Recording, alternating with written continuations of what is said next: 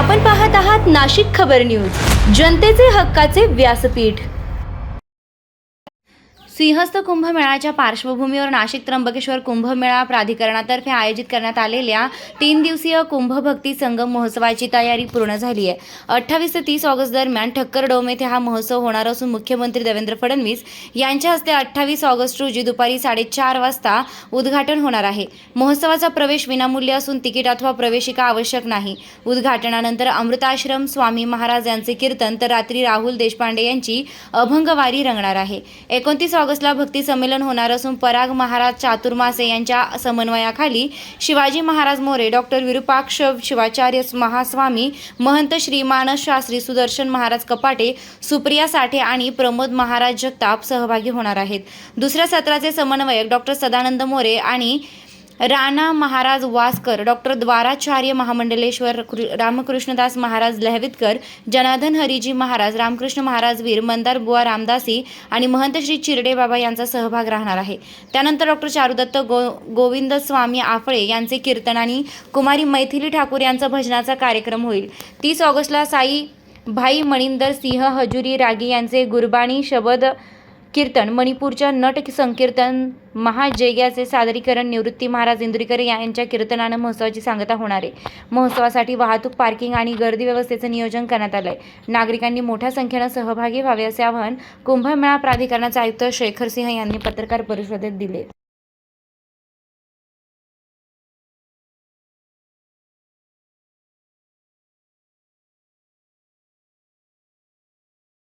नमस्कार। महाराष्ट्र ही संतांची भूमी आहे। या महान संतांच्या अभंगांपासून कीर्तनापर्यंत आपल्या महाराष्ट्राने भक्तीची परंपरा केवळ जपलीच नाही तर ती पिढ्यानपिढ्या जगली आहे। अशाच समृद्ध भक्ती परंपरा आपल्या देशाच्या कानाकोपऱ्यात आहे। भजन असो, कीर्तन असो किंवा नामस्मरण, या परंपरांनी भक्तीबरोबरच समाज प्रबोधनाचे कार्यही मोठ्या प्रमाणात केले आहे। अशा विविध परंपरांना एकत्र आणणारा एक महान सोहळा म्हणजे आपला नाशिक त्र्यंबकेश्वर सिंहस्थ महाकुंभमेळा। देशभरातून, जगभरातून साधू संत आणि भाविक इथे येतात। विविध भक्ती परंपरांचा संगम होतो।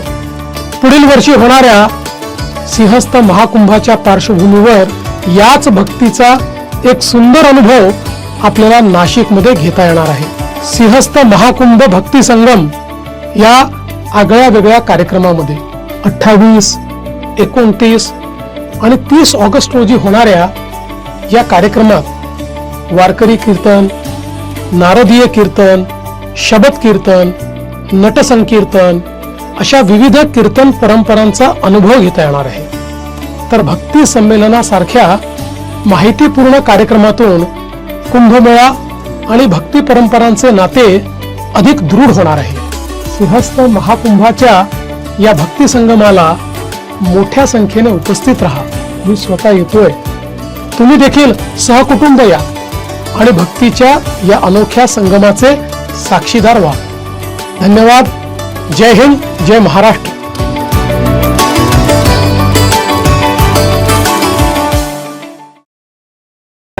तुम उठो सिया श्रृंगार करो,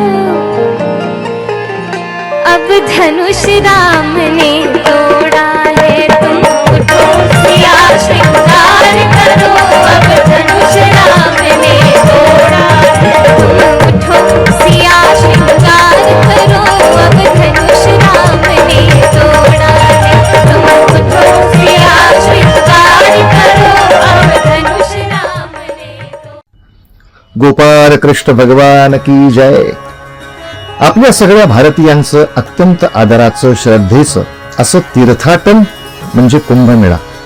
यावेळेला कुंभमेळा आपला 2026, 2027, 2028 असा नाशिक क्षेत्री असणार आहे आणि त्याच्या पूर्वतयारीच्या दृष्टीनं आपल्याला 28, 29, 30 ऑगस्ट या दिवशी एक सिंहस्थ कुंभ भक्ती संगम असा मोठा कार्यक्रम करायचा आहे आणि ह्या सोहळ्यामध्ये अनेक कीर्तनकार सहभागी होणारच आहे। त्यामध्ये मी स्वतः कीर्तनकार चारुदत्त आपळे विशेषतः सहभागी होतोय आणि इथे एकाच व्यासपीठावर भक्तीच्या विविध परंपरा आणि विविध आपले प्रवाह याचं एकत्रित दर्शन होणार आहे। तेव्हा या कुंभमेळ्याच्या पूर्वतयारीच्या निमित्तानं आपण सगळेजण या सोहळ्यामध्ये सुद्धा एकत्र भेटू।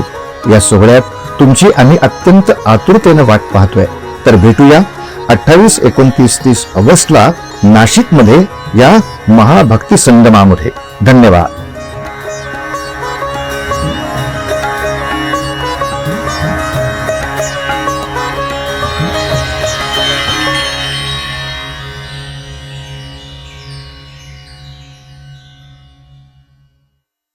नमस्कार। 28, 29 आणि 30 ऑगस्ट रोजी नाशिकमध्ये होणाऱ्या सिंहस्थ महाकुंभ भक्ती संगमाचा मला एक भाग होण्याचा योग आलेला आहे। मला अतिशय आनंद होतोय।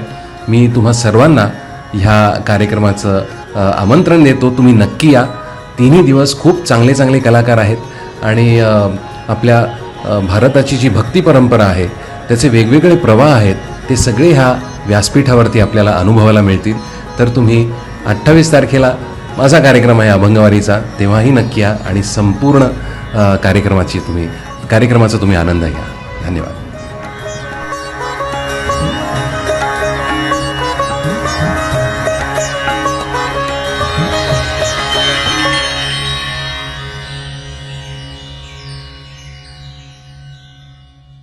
अध्यात्मचा कुंभामध्ये सुद्धा संपूर्ण भारतभरातून, संपूर्ण आपल्या राज्यातून, वेगवेगळे ठिकाणून सर्व सन्मान्य साधू संत, अखाड्याचे आपले साधू, इतर आपले काही आपले साधू संत आणि काय आपले भाविक संपूर्ण ठिकाणून आपल्याकडे येतात आणि एक प्रकारे तो पण एक मोठा संगम आहे। आणि म्हणून हे जे आपल्या संतांची परंपरा, संतांची वाणी आणि कुंभचं जे आपलं मुख्य ध्येय आणि हेतू आहे त्याच्यामध्ये कसा एक प्रकारे एक म्हणजे ते they are talking about the same thing आणि मुख्य जो त्यांचा कन्व्हर्जन कसं करू शकतो म्हणून आपण कुंभ भक्ती संगम ठेवला आहे। कुंभ भक्ती संगमच्या निमित्ताने माननीय मुख्यमंत्री महोदयांच्या हस्ते 28 तारखेला याचा उद्घाटन दुपारी राहणार आहे आणि त्या उद्घाटनाच्या नंतर आपला अमृत महाराजजी जोशी त्यांचा कीर्तनाचा कार्यक्रम आहे। साधारण 5 वाजता सुरू होईल तो। त्याच्यानंतर 8 वाजता राहुलजी देशपांडे त्यांचा अभंगवारीचा कार्यक्रम आपण याच्यामध्ये ठेवलेला आहे। 29 तारखेला भक्ती संमेलन ठेवलं आहे सकाळचे सत्रामध्ये 10 ते 12 आणि 2 ते 4। त्याच्यामध्ये 2 आपण थीम ठेवली आहे। भक्ती संमेलनमध्ये चर्चासत्र आहे। चर्चासत्रामध्ये जे सकाळची जी थीम आहे त्याच्यामध्ये संतांची वाणी, संतांची परंपरा आणि समरसताचं जे एक आपला संपूर्ण जे आपला मेसेज आहे ते आपले सगळे संतांनी खूप आधीपासून दिलेलं आहे आणि एक प्रकारे तुम्ही जर बघितलं जे सोशल इक्वलायझर किंवा समरसताचा जे एक मुद्दा असतो, कुंभचं पण एक मूळ आपला जे मेसेज आहे ते तोच आहे। म्हणजे माणूस कोणतंच पण कास्टचा असो, कोणते पण रिजनचा असो, कुठला पण असो, शेवटी येऊन गोदामाईला गंगेला तो स्नान घेतो आणि त्याच्यानंतर every one is equal to that extent आणि त्या मानाने तो एक आपण याच्यामध्ये एक टॉपिक ठेवला आहे। परागजी महाराज आहे, त्यांच्या मार्फत तो मॉडरेशन होणार आहे आणि दुसरा सेशन डॉक्टर सदानंद मोरे ते मॉडरेट करत आहे आणि त्याच्यामध्ये संतांची परंपरा आणि राष्ट्रदृष्ट्या त्याच्यामधला काही जे आपले टॉपिक आपण त्याच्यामध्ये ठेवले आणि हे दोन्ही आपली सत्रामध्ये साखरे महाराजजी आहे, चिरडे बाबाजी आहे, लवितकर महाराज असे प्रकारचे आपण वेगवेगळे त्याच्यामध्ये जे विद्वान लोक आहे त्यांना आपण बोलवतोय आणि त्यांच्यासोबतच चर्चासत्र आपला राहणार आहे। त्याच दिवशी 29 तारखेला संध्याकाळी 5 ते 7 चारुदत्त आपटे जे की नारदीय परंपराचे आपले एक विद्वत आपले कीर्तनकार आहे त्यांच्या कीर्तनचा हे प्रोग्राम असणार आहे आणि त्याच दिवशी 8 ते 10 मैथिली ठाकूर जे आपले बिहारचे आमदार पण आहे आणि आता नॅशनल रिकॉग्नाइज्ड भजन गायकसुद्धा आहे, त्यांनासुद्धा आपण त्यांचा पण एक प्रोग्राम घेतला आहे। त्यांचा प्रोग्राम आणि पुढचे दिवसाचे प्रोग्रामचा अजून एक आमचा हेतू असा होता की आपले महाराष्ट्राचे कीर्तनचे प्रकारांचे सोबतच भारताचे इतर भागांचे पण कीर्तनचे जे वेगवेगळे प्रकार आपले भारतामध्ये म्हणजे खूपच जास्त आपले प्रकार आहे त्याच्यामधले 3 आपले कीर्तनचे प्रकार आपण या प्रोग्रामसाठी निवडले। ते आपले नाशिककरांना, आपले जिल्ह्याचे शहराचे लोकांना त्यांचासुद्धा आस्वाद घेता यावा आणि त्याच्यामध्ये सुद्धा जे कॉमन एक जे टॉपिक आहे तो पण आपण याच्यामध्ये अधोरेखित करतोय। 30 तारखेला 3 वाजता आपला शबद कीर्तनचा आपण प्रोग्राम ठेवला आहे।